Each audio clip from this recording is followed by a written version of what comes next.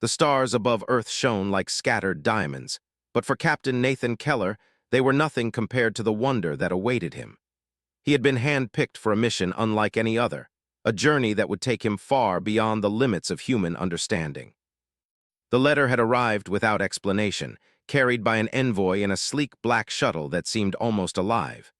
Its contents were simple: report to the coordinates provided, and be ready to meet the rulers of a distant world. Nathan's curiosity had been enough to push aside all caution. As he entered the alien transport, he was struck immediately by the strange silence and subtle hum of energy. The walls glowed with shifting colors, casting patterns that seemed almost alive. There were no seats, no ordinary instruments, only panels of light, each responding to the presence of the travelers. He wondered if humans would ever fully understand the technology they were now dependent upon, but he pushed the thought aside. The journey through space was smooth, almost dreamlike, until the first glimpse of the alien planet took his breath away. Crystals larger than buildings floated in the atmosphere, catching light from a twin sun system and scattering it across forests that shimmered in green and violet. Rivers glowed faintly, like liquid starlight, winding through cities that seemed to hover without support. Nathan felt like he had stepped into a storybook, a world untouched by human imagination. The transport landed silently in a courtyard of one of the largest crystal palaces he had ever seen. There, standing in robes of flowing light, was the princess herself, Aralyn. She was taller than any human, her skin reflecting the ambient glow around her, and her eyes carried a calm intelligence that seemed to pierce through his thoughts. "Captain Nathan Keller," she said, her voice soft but clear. "You are far from home." Nathan bowed slightly. "Far indeed, Princess Aralyn. I hope to serve your people as best I can." The princess regarded him carefully, and Nathan realized immediately that this was no ordinary meeting. He was not here merely as a guest. He was part of something far larger. Aralyn led him through the palace corridors, which curved and stretched in ways that defied his sense of geometry. Floating orbs of light guided them, and Nathan had to remind himself not to stare too long, lest he seem rude. "The king has requested your presence," Aralyn explained. "There is a matter of great urgency. My world faces threats that your species may help us overcome." Nathan listened intently as they entered a grand hall where the king and several advisors waited. The king's presence was commanding. His robes shimmered with patterns that seemed to move and change, and his eyes held a wisdom tempered by years of leadership. "Captain Keller," the king began, his tone formal but not unkind, "our people have long observed your kind. Humans possess qualities unique in the galaxy: ingenuity, courage, and adaptability. It is these qualities that we hope will aid us in forming an alliance." Nathan nodded. "I am honored, Your Majesty. I will do my best to help." The king's expression softened slightly. "Your role will not be easy. My daughters each govern a different aspect of our society, and their cooperation is vital. You must meet them, earn their trust, and prove that humans can be relied upon not only in diplomacy but in action." Nathan swallowed hard. He had expected negotiations, perhaps formal discussions, but this was something different. This was a test, and the stakes were enormous. Aralyn led him to the first of her sisters, Lysara, the commander of the aerial fleet. She was formidable, her presence radiating authority. "I have heard of humans," Lysara said bluntly. "I wonder if your courage matches your reputation." Nathan's answer was simple, yet he tried to show sincerity. "I cannot speak for all humans, but I promise to act with reason and honor." Lysara raised an eyebrow, a small sign of amusement. "We shall see." The test came quickly. Lysara invited Nathan to navigate a simulation of the floating cities under attack. The simulation was realistic in every detail: storms of energy, shifting platforms, and hostile forces closing in. Nathan had to use strategy, quick thinking, and intuition to maneuver safely. Aralyn observed silently, noting how the human adapted, learned quickly, and stayed calm under pressure. By the end of the simulation, Nathan had not only succeeded, but had suggested tactics the sisters had never considered, earning nods of approval. Lysara's sharp eyes held a spark of respect. "You are more capable than I expected," she admitted. As they moved on to meet the next sister, Selara, the scientist, Nathan realized that each sister's challenge was different. Selara did not command armies or fleets. She commanded knowledge. Her test involved understanding alien technology, analyzing energy flows and solving complex problems that had stumped even some of the most brilliant minds on the planet. Nathan approached it with careful observation, asking questions, proposing theories, and cautiously testing solutions. He was aware that one misstep could shatter their trust, but he also understood that humans often excelled where others relied too much on assumption. Slowly, Salara's skepticism melted as Nathan demonstrated insight, patience, and creativity. "Your species is unpredictable," Salara said at last. "Yet I see why you may be valuable. You think differently in ways we rarely consider." As Nathan continued his journey through the palace, he learned more about the delicate balance of this society. Each sister ruled with a different style, each valued different traits, and each was wary of the strange human who had arrived unannounced. Nathan had to navigate etiquette, hierarchy, and politics, all while learning to adapt to the alien environment. During one quiet moment, Arilyn took him to a balcony overlooking a river of liquid starlight. "This world is fragile," she said softly. "The threats we face are not simple. Our neighbors do not respect weakness, and many underestimate humans. That is why you are here, not just to negotiate, but to demonstrate that courage and intelligence can bridge worlds." Nathan looked out at the glowing rivers, feeling a mixture of awe and responsibility. He had faced battles before, but never on this scale, never with the fate of an entire civilization in his hands. "I will do everything I can," he replied. Their quiet conversation was interrupted by a warning signal. Somewhere in the distance, a shimmer of energy suggested an approaching presence. Nathan's instincts kicked in immediately. He scanned the surroundings, noting the unusual patterns in the air, and realized that someone or something was observing them. "The rival species," Arilyn said grimly, reading his thoughts. "They have eyes everywhere. Their aim is to disrupt our preparations, to prevent any alliance with humans." Nathan felt a rush of adrenaline. He had trained for combat and strategy on Earth, but this was something new, a political battlefield layered with military risk. Yet he also felt a strange thrill. He was not merely a visitor. He was becoming part of something far greater than himself. Over the next few hours, Nathan assisted Arilyn in understanding Earth strategies that could be applied to her world. They discussed formations, supply chains, and negotiation tactics, blending human intuition with alien precision. Each conversation strengthened their trust, and Nathan began to see the subtleties of alien politics, the silent nods, the small gestures, the unspoken challenges that shaped power. That evening, as the twin suns set behind floating crystal spires, Nathan found himself seated in the royal gardens. The air was thick with the scent of bioluminescent flowers, and the faint hum of energy currents filled the space. He reflected on the day, realizing how much he had learned, how fragile and complex this society was, and how deeply he now felt the weight of his role. Arilyn joined him, sitting gracefully on a hovering platform. "You are not like other humans I have read about," she said.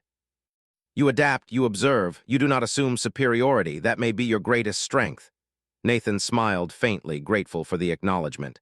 "I have much to learn," he admitted, "but I want to help. I want to earn the trust of your people and your sisters." Arilyn regarded him silently for a moment, then nodded. "Tomorrow, you will meet the final sister, the one who oversees our defenses. She is the most skeptical of all. If you earn her trust, you will have proven yourself as a true ally." As Nathan prepared for the challenges ahead, he felt a sense of purpose he had never known. He was far from Earth in a world of beauty, danger, and intrigue, but he was not alone. Arilyn, and perhaps even her people, were beginning to see what he already knew, that humanity's greatest power was not just in strength, but in courage, intelligence, and the ability to think differently when it mattered most. As night fell over the floating crystal city, Nathan looked up at the stars, feeling a strange connection between two worlds. The mission was only beginning, and already he knew that the journey would test him in ways he had never imagined. But one thing was certain: humans could rise to meet any challenge, no matter how alien, no matter how impossible. And in this distant world, that truth would soon be proven. The sun rose over the floating crystal city, casting long beams of light across rivers that shimmered like liquid fire. Captain Nathan Keller stood at the palace balcony, watching the early traffic of hovercrafts moving between the spires. Each movement, each ritual, seemed precise and controlled, yet Nathan could feel the underlying tension. The rival species had made their presence known in subtle ways, and the princess's warning from the night before still echoed in his mind. "Are you ready for today?" Erilyn asked, stepping beside him. Her robe shimmered softly as it flowed around her, catching the sunlight. "I think so," Nathan admitted. "Though every moment here teaches me something new, I feel like I am barely scratching the surface." Erilyn smiled faintly. "That is because today you will meet our final sister, Thalira. She oversees our defenses. She has trained her mind and body for years to protect our people. She does not easily trust outsiders, especially humans." Nathan nodded. "Then I will have to earn her trust, not ask for it." Erilyn guided him through corridors that twisted and curved with impossible geometry. The walls pulsed faintly, responding to their presence. Nathan tried to keep his composure, but the alien environment made every step feel like walking on shifting ground. Finally, they arrived at the Defense Academy, a vast chamber where crystalline floors reflected floating holographic displays. At the center, Thalira waited. She was imposing, tall, strong, and confident. Her eyes scrutinized Nathan, assessing his intentions with sharp precision. "I have heard of humans," she said, her tone formal and even. "Many believe your species is clever, but they are also reckless. One wrong move can bring ruin. Convince me otherwise." Nathan bowed slightly. "I will do my best to show you that humans can be reliable allies." Thalira's test was immediate. She led Nathan into a simulation chamber, a vast holographic field representing one of their key cities. The city was under siege, with enemy forces approaching from multiple directions. Nathan's task was not simply to fight, but to organize defenses, predict enemy movements, and minimize civilian casualties. Nathan studied the holographic map, observing energy flows, terrain, and structural weaknesses. He began issuing orders, combining human intuition with patterns he observed from the aliens' training. At first, Thalira's expression was unreadable, but slowly her eyes narrowed, not in doubt but in scrutiny. Nathan realized that the human approach, combining quick decisions with flexibility, was something the alien sisters had not fully anticipated. He predicted enemy ambushes, reinforced weak points, and even suggested ways to use the floating crystal structures as tactical barriers. The simulation was intense, stretching his mind and testing his reflexes, but by the end the city was secure and casualties minimized. Thalira's lips curved slightly. "You act differently than I expected," she said. "I can see your value. Perhaps your species has more to offer than I believed." Nathan exhaled, relieved. Each sister he met brought new challenges, and now he had gained a cautious respect from all of them. But his relief was short-lived. As he left the simulation chamber, a warning siren echoed through the academy. Erilyn's communicator flickered to life. "Captain Keller," her voice said urgently, "we have detected enemy movements near the northern border. They are not waiting for diplomacy." Without hesitation, Nathan and the sisters raced to the command center.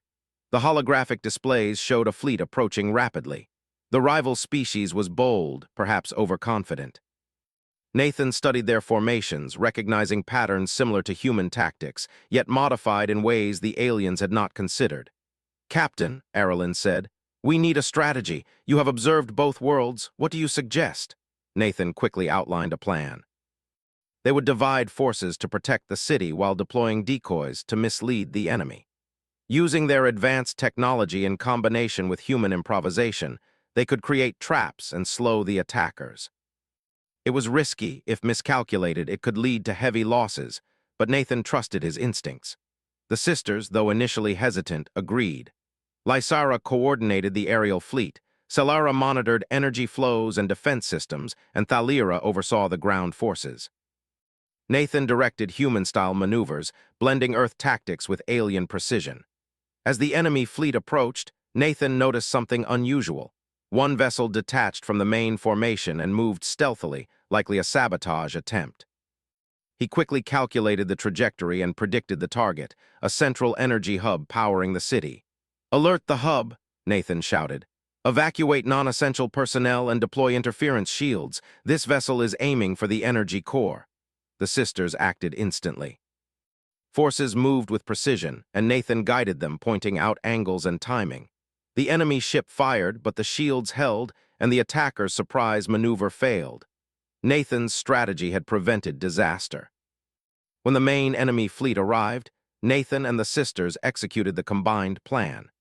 Decoy ships drew the enemy into a labyrinth of crystal spires, energy barriers slowed their advance, and defensive formations held key positions. Nathan observed patterns, issued real-time adjustments, and anticipated enemy maneuvers. Slowly, the attackers began to falter. During the battle, Nathan saw the bravery of the alien sisters firsthand. Lysara led daring aerial strikes, her fleet weaving through impossible gaps. Celara monitored energy flows, redirecting power to vulnerable sectors. Thalira moved among the ground forces, her presence inspiring soldiers to fight with precision and courage. Together, they formed a united front, blending alien skill with human ingenuity. By the end of the engagement, the enemy retreated, leaving behind damaged ships and a shaken but intact city. The sisters gathered around Nathan, their expressions a mixture of admiration and relief. "You have done well," Arelyn said, placing a hand lightly on his arm. "You have earned our trust, Captain, not through strength alone, but through wisdom, courage, and adaptability." Nathan smiled, though his mind was already racing ahead. "It was teamwork. Without you and your sisters, none of this would have succeeded." The sisters nodded in agreement, acknowledging that humans could indeed offer something valuable, something beyond raw power, creativity, reasoning, and moral courage. The alliance was no longer just a political idea, it was becoming a living reality. Yet the victory brought little time for celebration. Nathan's communicator buzzed again, this time with a warning from scouts. "The rival species may attempt direct sabotage within the palace," Arelyn said gravely. "They will try to destabilize our leadership before any formal alliance can be cemented." Nathan felt the tension rise. This was no longer just a test. It was a proving ground for the survival of an entire civilization. He understood that forming an alliance was not about ceremonies or agreements. It was about trust, courage, and shared action under pressure. Over the next few hours, Nathan worked closely with Arelyn and her sisters to secure the palace. They inspected corridors, reinforced security protocols, and monitored energy signatures that hinted at possible intrusions. Nathan's human intuition proved invaluable. He noticed subtle inconsistencies that suggested hidden observers. Using a combination of stealth tactics and predictive reasoning, he devised traps and contingencies. As night fell over the floating city, the palace glowed with a soft internal light, reflecting the tense vigilance of those within. Nathan stood with Arelyn on a balcony, surveying the city below. "This world is beautiful," he said quietly, "and your people are strong, but it is fragile too. The enemy will test us again." Arelyn nodded. "And you will be ready. You have shown us what humans can achieve." "Not all outsiders could survive this long, much less earn our trust." Nathan looked up at the stars, feeling a strange kinship with this alien world. He had faced many challenges on Earth, but none like this, none where his actions could influence the fate of an entire civilization. Yet he also felt hope. Through collaboration, intelligence, and courage, they could overcome even the most daunting threats. The night passed without incident, but Nathan remained vigilant. He reviewed plans, trained alongside the sisters, and continued learning the subtleties of alien technology and society. Each interaction, each observation, reinforced a growing bond between him and Arelyn's family. By the end of the second day, Nathan realized that the alliance was no longer theoretical. It was forming in real time, shaped by action, trust, and mutual respect. He had learned the ways of this alien world and demonstrated the value of humanity not through force alone, but through intellect, adaptability, and moral resolve. And yet, in the shadows beyond the palace, a silent observer watched. The rival species had not been defeated, only delayed. Nathan knew that the challenges ahead would test the alliance in ways far beyond simulations or tactical exercises. The coming trials would demand courage, cunning, and unity, qualities that Nathan and the alien sisters had only begun to master. As dawn approached, Nathan stood with Arelyn once more, the first light glinting off crystal towers that stretched into the sky. "Tomorrow," he said, "we face new challenges, but I am ready." Arelyn's gaze softened. "So are we. Together, Captain, we can show the universe the strength of unity, human and alien alike." Nathan nodded, feeling the weight and promise of their mission. The enemy had been slowed, trust had been earned, and the seeds of alliance had been planted. But the real test, the test that would determine the survival of an entire civilization, was still ahead. and Nathan was determined to meet it, not just as a human visitor, but as a true partner of the Order of the Alien Princess. The morning sun broke over the crystal towers, reflecting light across rivers that glowed faintly in the early rays. Captain Nathan Keller stood at the edge of the balcony, watching the city stir below. He had spent days learning the intricacies of the alien world, gaining the trust of the princess and her sisters, and helping to defend their people. But today was different. Today, the alliance he had helped build would be tested in full. Erilyn approached him silently, her eyes scanning the horizon. "They are moving faster than we expected," she said, her voice calm but firm. "The rival species has gathered a large fleet. They intend to strike at multiple points at once. If we fail, our cities may fall." Nathan nodded. He had anticipated this, yet seeing the scale of the threat made his pulse quicken. "We will need strategy, coordination, and courage. We have to use every advantage we have." Erilyn placed a hand on his arm. "And we have you. Your insights have already saved lives. Today you will prove the value of humanity to all of my people." The sisters gathered, each commanding a segment of their forces. Lysara led the aerial fleet, Celara oversaw the energy shields and scientific defenses, and Thalira coordinated ground troops. Nathan stood among them, offering tactics that combined human flexibility with alien precision. Together, they created a plan that relied on surprise, adaptability, and unity. As the enemy fleet approached, Nathan noted their formations carefully. The attackers assumed the alien forces would follow predictable patterns. They did not anticipate the combination of human strategy and alien technology. Using decoys, rapid repositioning, and clever use of energy barriers, Nathan and the sisters set a trap designed to divide and confuse the enemy. The first wave of enemy ships engaged Lysara's fleet. Her forces weaved between crystal spires, dodging attacks with grace and precision. Nathan advised on flight patterns, predicting enemy maneuvers and providing guidance on counterattacks. The aerial battle was fierce, but the combination of human intuition and alien skill allowed Lysara's fleet to hold the line. On the ground, Thalira's forces fortified the key entrances to the city. Nathan suggested unexpected defensive positions, using terrain in ways the enemy did not anticipate.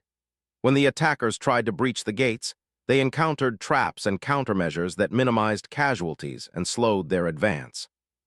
Thalira's soldiers followed his instructions with discipline, and slowly, the momentum shifted in their favor. Celara monitored energy systems and shields, directing power to vulnerable areas while keeping critical systems running. Nathan observed patterns in the enemy's attacks and recommended adjustments to energy distribution. Using this combined approach, the enemy fleet was divided, their forces trapped in pockets of resistance, unable to support one another effectively. Despite the successes, the rival species had one final attempt, a concentrated strike against the palace itself. Nathan noticed unusual energy spikes and traced the source to a hidden fleet moving stealthily through the atmosphere. "They're targeting the palace," he shouted. "We need to protect the command center at all costs." Erilyn and her sisters acted immediately. Lysara redirected her fleet to intercept the attackers, while Thalira reinforced the palace defenses. Nathan coordinated countermeasures, predicting enemy movements and directing forces to intercept them before they could reach critical areas. The battle was tense. Enemy ships fired energy blasts that cracked the crystal structures around the palace, yet Nathan remained calm, issuing instructions with precision. He directed the alien forces to focus on weak points in the attackers' formations, exploiting their overconfidence. Slowly, the tide turned. Nathan realized the enemy had one more trick, a stealth unit attempting to land troops inside the palace. Acting quickly, he devised a human-style ambush. Using holographic decoys and energy interference, he drew the enemy into a trap. The stealth forces were captured and the palace remained secure. Erilyn watched him with quiet pride. "You have done more than I expected," she said. "You have proven that humans are more than allies. They are partners in defense, in strategy, and in courage." The final wave of the enemy fleet faltered under the coordinated assault. Lysara's aerial strikes were precise, Thalira's ground forces held their positions, and Celara's energy shields absorbed and redirected attacks. Nathan directed the flow of the battle, predicting enemy retreats and cutting off escape routes. By the end of the engagement, the rival species had no choice but to withdraw. Their ships, damaged and disorganized, disappeared into the depths of space. The city erupted in celebration. Citizens poured into the streets, cheering for the victory. Nathan's presence was recognized by all, not just for his tactics, but for his courage under pressure.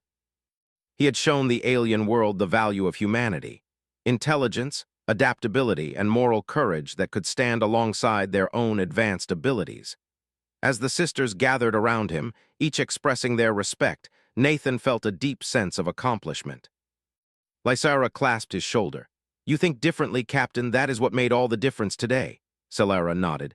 "Your insight saved countless lives. We underestimated humans, and now we know better."